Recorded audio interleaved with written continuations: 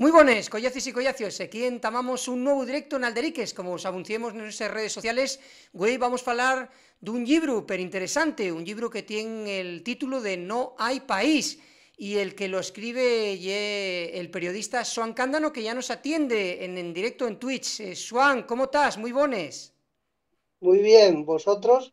Bien, bien, bien. Teníamos muchas ganas de falar de este libro, de No hay país, este libro que expolizaste fai unos meses. A lo primero, dáteles más, fonderes gracias por atender a Alderiques. No sé si la siempre lo entrugamos, Juan, no sé si la tu primera experiencia en Twitch, esto tan moderno que estamos haciendo aquí en Alderiques. Sí, y es la primera, y además como soy analógico y viejo, sí, para mí es una experiencia, una experiencia que espero que salga bien, porque la torpeza mía en esto es infinita. No, pero bueno, está viéndote la siente per bien, como digo, el Twitch, bueno, y una herramienta que se utiliza en estos tiempos y un directo, la siente tiene una opción, podemos, eso, comentamos a la siente, que se va uniendo a dulces, poquillín a poco, y puede hacer, tiene un chat, entrugues, bueno, ya sabes como y esto, Swan, que va poco a poco. Lo que decíamos, eso, dándoteles más fondos gracias a atender al Deriques, teníamos muchas ganas de falar contigo por una cuestión que este libro que se llama No hay país, que lleva una crónica política y pones sentimental pero interesante de lo que lleguen del año 1975 al 2022 de Asturias, ¿no? Y vamos a falar de una montonera de cuestiones. Un libro, Xuan, a lo primero, para ir entamando, que ya poneslo tú mismo en el propio libro, que llevote más de año y medio de trabajo, de documentación, de bibliografía, entrevistas personales y sobre todo memoria, ¿no? Mucha memoria también, ¿no?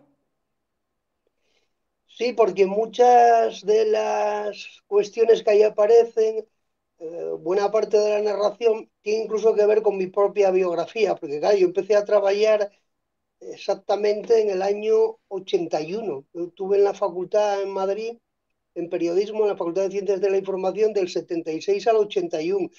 Y luego era una época en la que había trabajo, casi había pleno empleo en la profesión mía, en periodismo. Además, era una época de una transición generacional.